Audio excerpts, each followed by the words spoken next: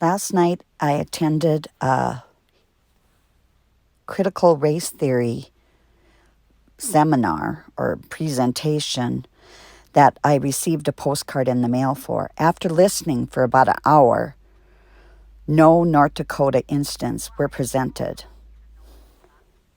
Well, I still don't even know what you're talking about. So I guess I would like to know, I would like to know what it is that's happening in our local schools that is bad.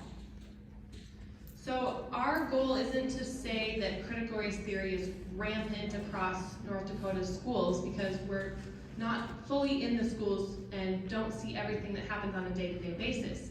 But what we do see is the resources that are made available on the website that emphasize ideas such as anti-racism and implicit bias that are rooted in definitions of those words and how they're put into practice that are concerning. We should all be able to say that we're anti-racist, but when anti-racism is defined as inviting in retaliatory discrimination, that is not the type of anti-racism work we should be engaged in. What do you mean by retaliatory discrimination? So most of the anti-racism trainings that are being done, they're called anti-racism trainings, but they're focused on Ibram Kendi's book, How to Be an Anti-Racist. And in that book, when he describes what it looks like to engage in anti-racism work, he mentions that the only, how did I phrase it earlier?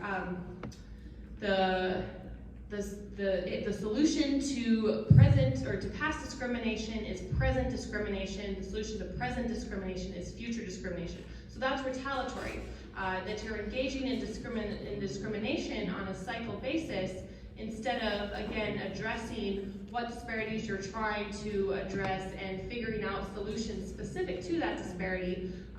Instead of, he labels everything, he says that the single variable of racism is why we have all the disparities that we do today, and that's a very limiting and untrue answer to engage in addressing those disparities. So retaliatory meaning you're just saying that the answer to discrimination is more discrimination. I don't understand that. I don't get that. I'd be happy, we could further discuss that. I'd be happy to share some more things that he has written that kind of. Well, I know, but how is a teacher doing that now in a classroom? How is a teacher doing that? Offline and discuss that further, but I'm going to take a couple other questions. Yes? Yeah, I think you did a very good job on a very complex subject that's been here for a long time. And, trying to explain it to certain people in here is just that create more division and more division in everything that they do.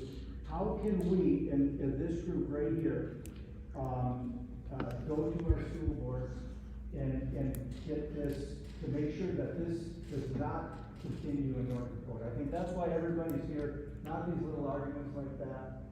What can we do? And that's why we're here. Well, you first have to identify what exactly is taking place.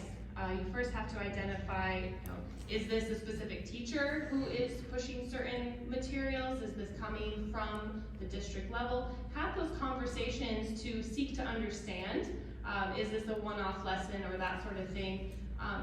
And work your way up the chain of command. Start with the teacher. If the teacher doesn't respond, go to the principal, go to the school board members.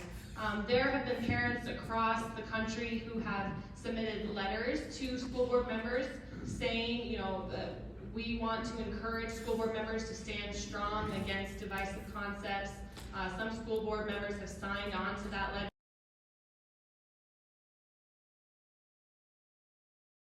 Freshman in high school? Yes. He was in I believe it was social studies, and they were talking, and they had a substitute teacher that day. And they were talking about, the blacks not having, being suppressed and, what they went through and us treating them badly. And Jay said that there's like there's a black kid in his room. In Bismarck? This was actually Mandan. Mandan? Yeah. Okay. And there was a discussion. Anyway, the teacher came out and he said, I can't remember what the kid's name is, and it was a colored name, you could tell. And he said, you will have a hard time getting a job because your name is not, is black. He said, if your name was a white name, he said, an application, you have a chance, but you don't even have a chance. He told this kid that.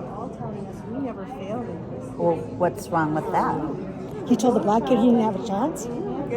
Well, there is people that discriminate against black people because of their names. But to They tell don't the kid, see the application. But what he's doing is saying, you are different, you're going to have a problem.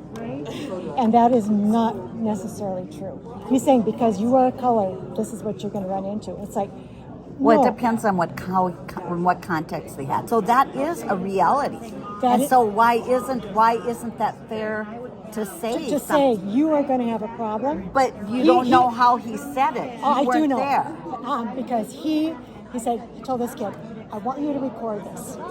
He said, so the kid turned his phone and he said to this teacher, I don't believe you have a right to be telling us this. That is your opinion. And the guy said, well, I can say whatever I want. This is The free teacher speech. said that? Yes. And Jay said, with your position, you are in no position to start telling us kids because we are in a learning experience here. And the teacher kind of gave him a bad time. After class was done, my grandson went down to the principal's office and he said, I turned around and there's all these kids behind me. And they went into he said, the gal said, what do you want? And he said, I want to talk to the superintendent. He goes, okay. So let him into there. And he said, Jay said, all of a sudden there's all these kids there too. And this was not the first time that this teacher has done this. But it's a substitute teacher? It was a substitute teacher. What teacher is it? I can't tell you that Why? because I don't know his name. Oh, but he has a video of it? He has an audio of what the Has he shared that on he social shared- media? No, he's shared it with the superintendent. And the Superintendent of the school. Mandan High? I can't tell you if it's Because I don't think the superintendent is there. Principals are there.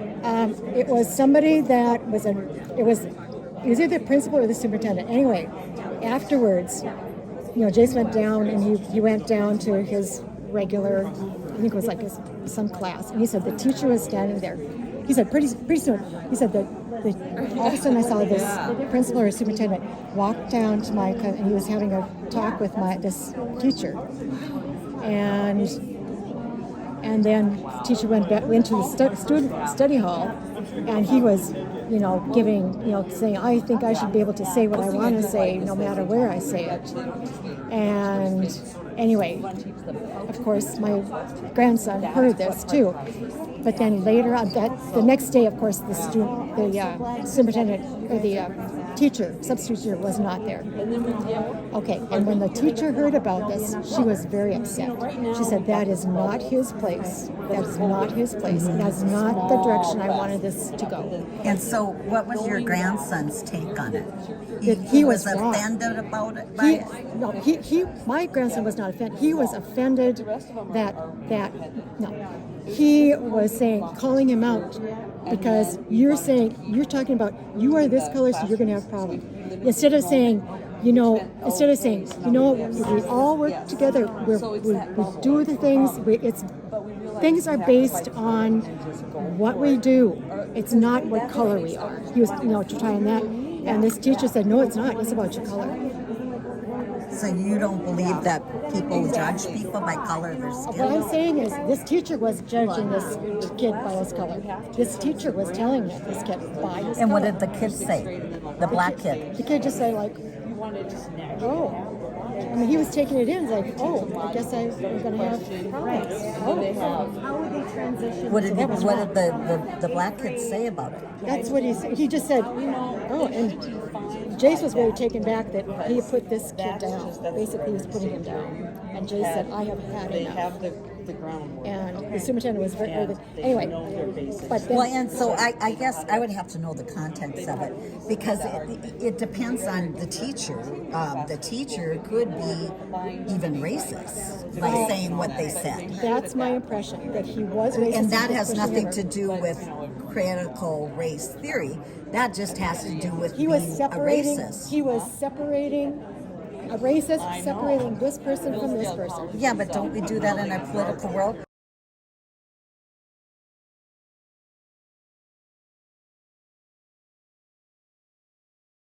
So, I mean, that's the thing is, but So, do you understand all Yes, this? What and they're I talking do too. about? I do too. I'm And afraid you I had- do. You had relevant questions. I understand where you're coming from. Yeah. And if this is really, but it is in North Dakota. I'll just use North Dakota in some examples. Like my one child is in U.S. history class. In which class? Here in Bismarck. Okay. Here, so I have children are at higher ed, but they're done. And then I have a child that goes to Schaible Christian here in town, a littler one. And then I have a middle school child who's in the public school here in Bismarck. Oh, okay. And that's his choice. You know, he wanted to go school. He there. wanted the public school experience. He wanted it because anyway. And he's in U.S. history. This is a great example of what we're seeing, a little bit of CRT twist. So the curriculum, in my opinion, is U.S. history. But you have a teacher who is teaching that, and she was very objective when she was talking to you. She's talking about, we shouldn't be pulling people apart based on their race. I totally agree. Right. She was very objective in her discussion when she was visiting with you in this presentation. But specifically, a lot of the CRT teaching that's damaging is it's teaching that all white children are suppressors and believe in slavery and are racist. That's the real kind of root of some of the teaching. Well, yeah, so the teacher gets up and says to all the students that are in the room that you believe in slavery. That's right. That's some of the teaching. That's some of the things that they've seen across the nation. I really find that hard to believe. I know, and it's happening.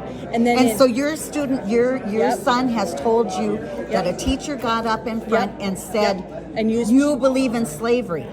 he said he, and it was a he, Yeah. said that people, European whites are prejudiced against people of color. And it was in a U.S. history class.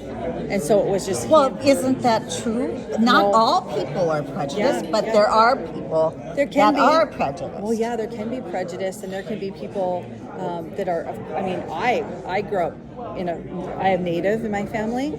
I have Native family that are very prejudiced against whites, and there's a lot of Black people that are prejudiced against whites too. Well, yeah, it goes, You know what I mean? It goes both both ways.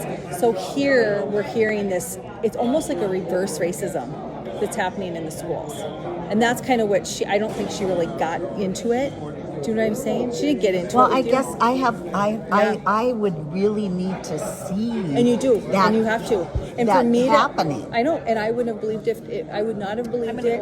Okay, if So I would your not experience son my has son. said that Yeah, he is that somebody told him he was racist. Yeah, just because he's white. Yep, because of his white. Well, I think all of us have an experience. Yeah, but this little boy hasn't. That Like my children are not. You know what I mean? Because they're around. Like my little girl has children of all colors that she's friends with. My little boy does too, actually.